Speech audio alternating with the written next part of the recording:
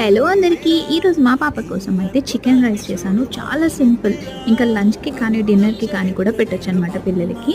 ఇందుకు కావాల్సింది మనకి ఆనియన్ ముక్కలు, కరివేపాకు, పసుపు, మిరియాల పొడి, కరివేపాకు, ఇంకా నానబెట్టిన బియ్యం అనమాట. సో, ఇంకా కుక్కర్‌లో అయితే చేస్తున్నాను నేను. కుక్కర్‌లో కాస్త నెయ్యి వేసుకుని, ఆనియన్స్ ఇంకా కరివేపాకు వేసుకొని కొంచెం ఫ్రై చేసుకోవాలి.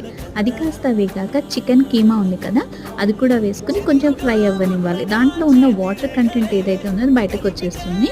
అంతే. దాని తర్వాత మనము నానబెట్టుకున్నాం కదా బియ్యం, అవి కూడా వేసేసుకొని కాస్త మిరియాల పొడి ఉంది కదా! అది కొంచెం వేసుకోవాలనమాట.